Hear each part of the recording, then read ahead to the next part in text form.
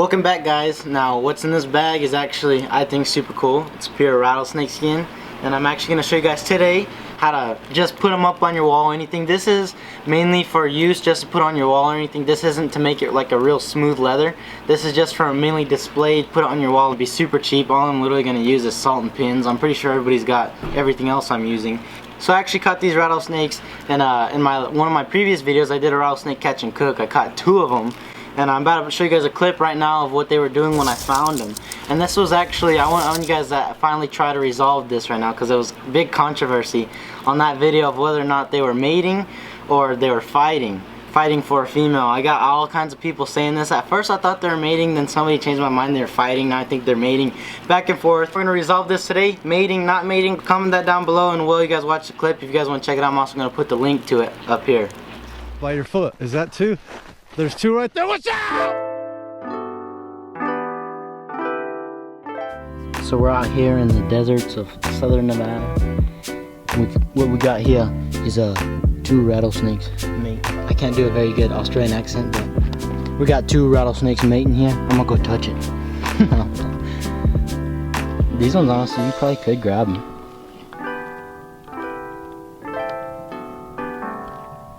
So there goes a clip. It was actually like super rare. A lot of people I know that have been like dealing with snakes their whole lives said that was actually super rare to catch on footage. But other than that, it's about time to start boarding up this snake here.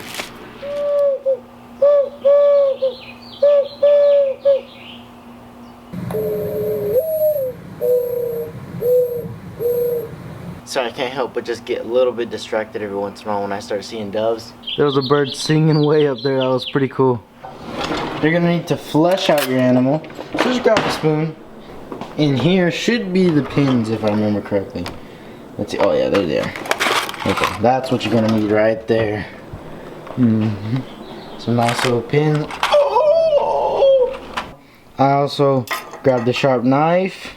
As you guys can see here, I grabbed the sharp knife, and that is because on this tail end right here, I've skinned a lot of animals in my time. And it should just be very similar. I'm going to try my best to keep this rattle on there, so I'm probably going to take it to about here. So I'm going to go ahead and try to skin down them really quick. So just keep in mind, this is me filming by myself right now. Usually we'd have a little bit better footage. The flies are starting to come around here. Okay, there we go. Skinned them out with my knife piece by piece and all that, and kind of peeled them.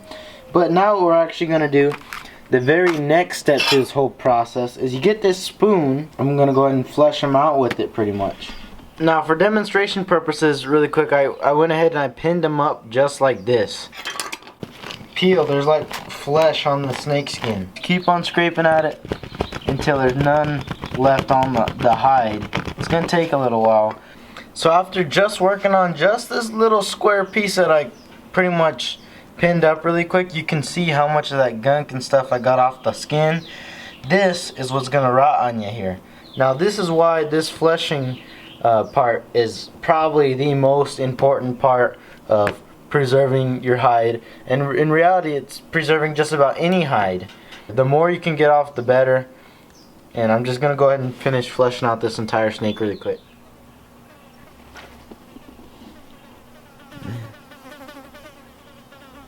He just grabbed the bug off the pole.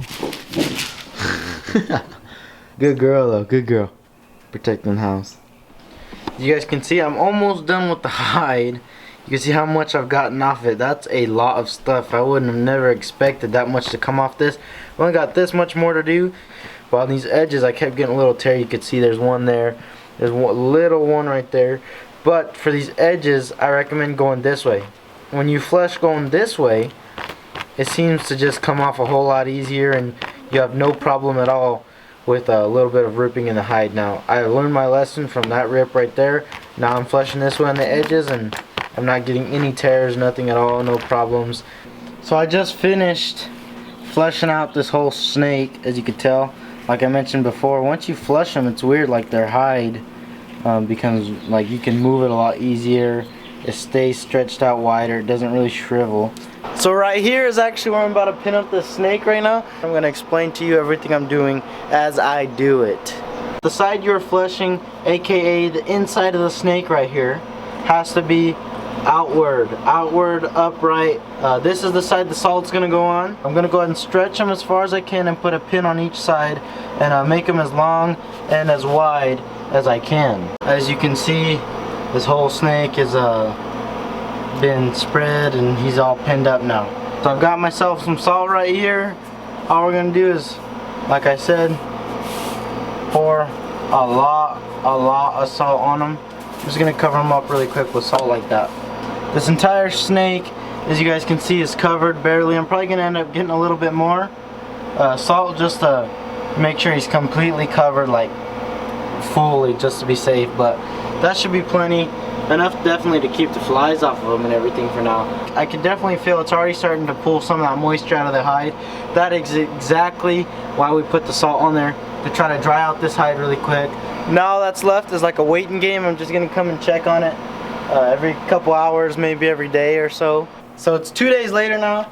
The snake skin's right here. It looks awesome actually. Some of these pins kind of broke out of the skin because it kind of shrunk a little bit, but that's kind of to be expected. So we're gonna go ahead and take him out right now and look at him, see how he turned out. It looks like he turned out really good actually. Right now I'm just pulling out all these pins. So I'm gonna pick this up right now and shake it off over our trash so I don't get all this salt everywhere. So we brought the snake back inside. To be honest, I left this thing out a little bit too long. It dried up just a little bit too much. I could see he curled and everything. So what I'm gonna do is I actually found these two pieces of board. They're almost like a real thick cardboard. And this snake's super long, so I couldn't find any long enough. So I'm gonna double these up and I'm gonna cut it to the perfect length and tape them together. On this back side here, I'm gonna go ahead and put this tape pretty much right here just to hold it together for now while we work on it.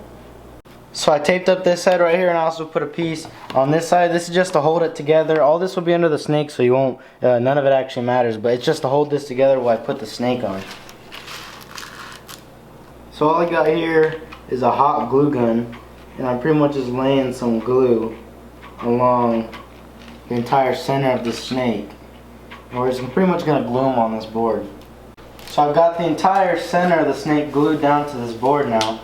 Now I'm just going to go ahead and start working towards these edges, getting these edges to stick down now also.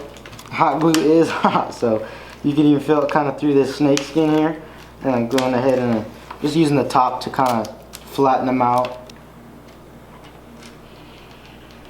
So right now I just finished gluing it down. As you guys can see, I just put glue under them, and then I was just pressing along them with this piece of paper as I put it, because that glue's hot, you can feel it on your hand. Now we're actually going to cut around them, some weird shape, maybe paint him, do something random, and he's going to end up on our wall too. So I got a little razor here. Now we're actually going to go outside because the lighting's horrible in here, so we're going to go outside really quick and trim them up. So we got a board underneath this real quick so I can actually cut through and follow it a little bit easier. Now we're just going to cut and leave a little bit of space outside of this snake and just follow him. I got a razor here, and I'm just going to go ahead and cut a good little chunk out of this thing and just kind of follow this thing about an inch outside or so, half an inch, kind of move it around, just make it look cool.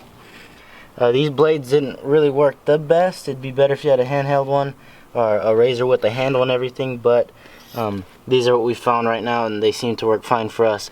But as you guys can see, we cut around the whole snake pretty much, and it actually turned out a lot better than I imagined it was going to. I cut it to where I left it right here to where there could be a hole here for me to hang it. So, but other than that, he's pretty much done now. If you want to, you could go through and paint this cardboard or whatever. And other than that, he's pretty much done.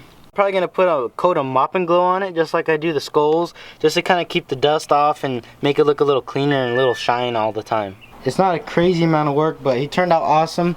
Turned out a lot better than I thought he was going to.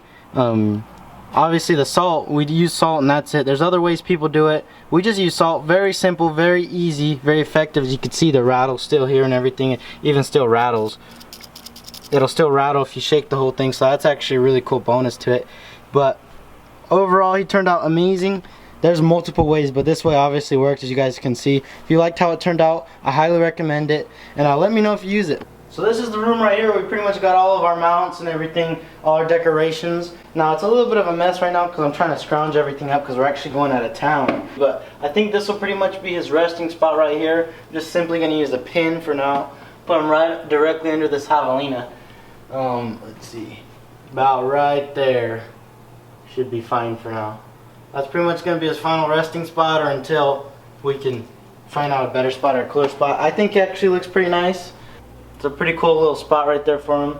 If you guys aren't already subscribed for weekly outdoor videos to the minimum, if you like this video, go ahead and drop a like. And also, we're going out of town. We're actually going to just go ahead and try to film as many videos as we can. We're thinking about 5 or 6 videos on that trip. We're actually looking at posting a lot more often.